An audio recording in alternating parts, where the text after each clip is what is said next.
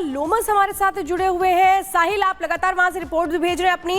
ये जो सफेद पाउडर है ये क्या है और वहां जो टीम पहुंची है उन्होंने क्या कुछ वहां पर पाया? देखिए, इस वक्त मैं बॉम्ब स्पॉट पे मौजूद हूँ। तस्वीरों के माध्यम से मैं दिखाना चाहूँगा। देख सकते हैं कि अभी जो एनएसजी की टीम वो यहाँ पर मौजूद है। पूरे इक्विपमेंट्स के जरिए बॉम्ब को पहचानने की कोशिश की जा रही है। किस तरह का धमाका था, कितनी जोर का धमाका था, उसकी जांच की जा रही है। एनएसजी बॉम्ब डिस्पोजल स्क्वाड आपको स्पॉट पे नजर आ रही होगी। इसके अलावा दिल्ली की फोरेंसिक टीम जो है वो भी स्पॉट पे मौजूद है। हर एविडेंस को कलेक्ट किया जा रहा है। जो यहाँ से सफ़ेद रंग का जो पाउडर जो सैंपल कलेक्ट किया गया है उसको फोरेंसिक जाँच के लिए भेजा गया है, जिससे ये पता चल पाएगा कि आखिर किस तरह का ये ब्लास्ट में जो पाउडर है वो इस्तेमाल किया गया है।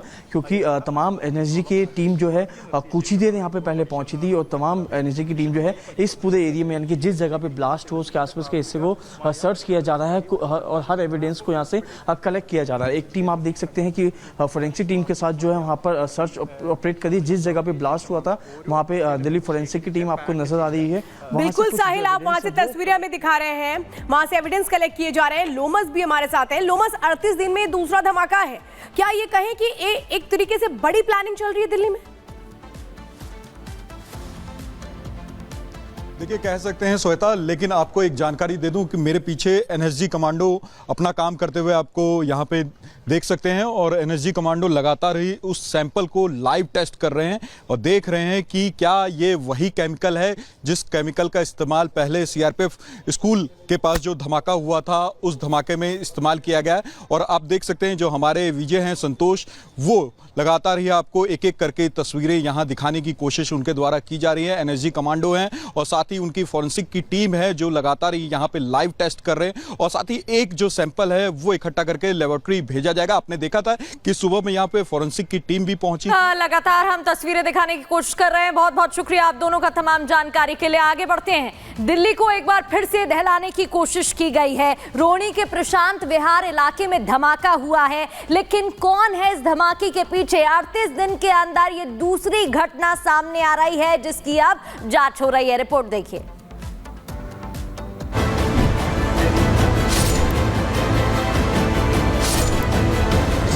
दिल्ली में धमाका, साजिश या हादसा? राजधानी में ब्लास्ट, कौन सूत्रधार?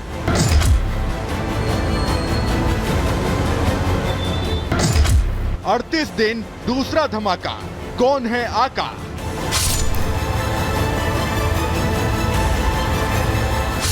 आसमान में उठता सफेद धुआं, मौके पर भारी पुलिस फोर्स, सीआरपीएफ का पहरा सख्त, एम्बुलेंस और फोरेंसिक की टीम।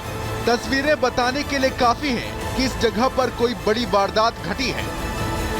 दिल्ली के प्रशांत विहार इलाके में एक बार फिर से अफरा तफरी का माहौल है। एक बार फिर से इस इलाके के जरिए दिल्ली को दहलाने की कोशिश की गई है। एक बार फिर राजधानी की पुलिस को खुली चुनौती दी गई है। पिछले 38 दिन में ये दूसरी बार है जब दिल्ली के प्रशांत विहार इलाके में धमाके की गूंज सुनाई दी है। ब्लास्ट की आवाज से पूरा इलाका दहल उठा। 20 अक्टूबर को इसी इलाके में सीआरपीएफ स्कूल के पास धमाका हुआ था। 1 महीने 8 दिन बाद फिर से इसी इलाके में एक मिठाई की दुकान के पास ब्लास्ट हुआ है। धमाके के साथ ही आसमान में सफेद रंग के धुएं का गुबार नजर आया। हर तरफ अफरा तफरी मच गई। बताया जा रहा है कि पुलिस को सुबह करीब 11:48 पर खबर मिली थी, जिसके बाद मौके पर फायर ब्रिगेड के साथ पुलिस, सीआरपीएफ, फोरेंसिक की टीम और एम्बुलेंस भी पहुंची। हादसे में एक शख्स घायल हुआ है, जिसके बाद पूरे इलाके की नाकेबंदी कर दी गई है। बहुत ही तेज ब्लास्ट था, बहुत जबरदस्त, थोड़ा भी नहीं, बहुत जबरदस्त। हमारी तो पूरी बिल्डिंग हिल गई है वाली। आपके घर के सामने ही हुआ? यही घर है, घर के सामने ही हुआ है। बिल्कुल ही ऐसा लग रहा था जैसे मतलब छत गिर गई, इतना तेज ब्लास्ट हुआ। ये पूरा अंधेरा छा गया, इतना धुआं उठा है पूरा का पूरा। हमारे ये घरों तक आए हुए व्हाइट पाउडर सारा उड़ उड़ के। ये ऐसा धमाका हुआ कि ये पूरा ऑफिस भी एक होता है ना कंपन टाइप हो गया, पूरा हिल गया पूरा। तो ऊपर आके देखा तो ये बिल्कुल सारा ब्लैकआउट हो गए थे, पेड़ वगैरह कुछ भी नहीं दिख रहे थे। सो इवन मेरे सर ने ही कॉल करी 100 नंबर पर। यहाँ पे आप देख सकते हैं कि जो धमाका हुआ और धमाके के बाद जो चैंपियन में ड्राइवर बैठा था वो काफ़ी ही घायल हो गया और घायल होने के बाद उसे अस्पताल में भर्ती करवाया गया। और यहाँ पर जो चश्मदीद हैं वो एक एक करके बता रहे हैं कि धमाके की तीव्रता कितनी ज़्यादा थी और जो धमाका हुआ उसके धमाका होने के बाद जो व्हाइट पाउडर उछल करके आया वो उसी तरीके का व्हाइट पाउडर है जो कि सीआरपीएफ स्कूल के बाहर जो धमाका हुआ और उसी की सैंपलिंग यहाँ पे की जा रही है। और फिलहाल पुलिस इस मामले की जांच कर रही है। आखिर बार बार दिल्ली को दहलाने की कोशिश कौन कर रहा है और इन धमाकों से सफेद रंग के पाउडर का क्या कनेक्शन है और कौन इसका आका है। Bureau report, Republic Bharat.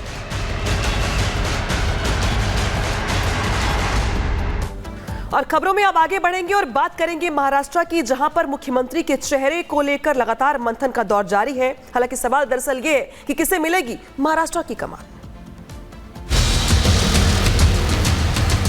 मैंने अमित भाई जी को भी फोन किया, मोदी जी को भी फोन किया। सरकार बनाने में हमारी तरफ से कोई भी रुकावट अड़ंगा नहीं है।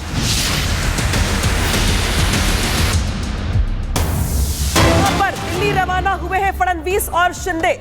आज शाम बीजेपी के बड़े नेताओं से मुलाकात होगी और इस मुलाकात के बड़े मायने हैं, क्योंकि कल जिस तरीके से एकनाथ शिंदे ने प्रेस कॉन्फ्रेंस करके अपने नाम को यहां पर मुख्यमंत्री की रेस से बाहर कर दिया, लेकिन जो अंतिम फैसला होना है, जो अंतिम ऐलान होना है, उसके पहले दिल्ली मंथन होना है। लिहाजा महाराष्ट्र के नेताओं का दिल्ली दौरा और आज शाम बीजेपी के तो जो तमाम बड़े नेता हैं उनसे महाराष्ट्र के नेताओं की मुलाकात के बाद देवेंद्र फडणवीस के नाम पर मुहर के साथ ऐलान होना बाकी। सूत्र ये बता रहे दरअसल कि मुख्यमंत्री को लेकर जो सस्पेंस है वो आज खत्म हो सकता है। हालांकि एकनाथ शिंदे ने बहुत हद तक तस्वीर साफ कर दी है, लेकिन इस तस्वीर के साफ होने से पहले जो दिल्ली में मंथन होगा उसके बाद औपचारिक रूप से ऐलान किया जाएगा। इसके बाद यहां पर देखिए जो तस्वीर दिखा रहे हैं आपको, देखिए फडणवीस दिल्ली के लिए रवाना हुए हैं, एकनाथ शिंदे भी दिल्ली के लिए रवाना। सर दिल्ली जा रहे हैं, क्या कहना चाहेंगे? अबे आने के बाद सर दिल्ली जा रहे हैं, क्या कहना चाहेंगे? अबे आने के बाद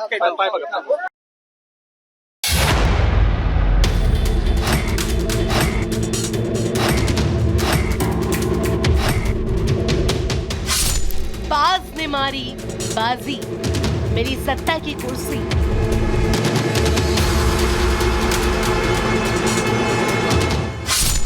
मान गए एकनाथ फडणवीस को कमान।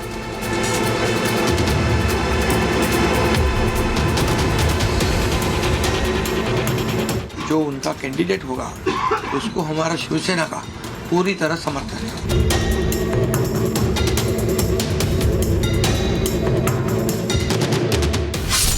आज खत्म होगा सीएम पर सस्पेंस। कुछ लोगों के मन में जो शंकाएं थी उनको दूर करने का काम सम्माननीय एकनाथ शिंदे जी ने किया है।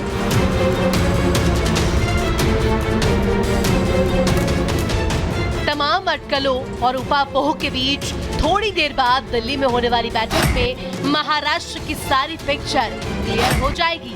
साफ हो जाएगा सीएम का नाम, सामने आएगा वो नाम जिसे मिलेगी महाराष्ट्र की कमान।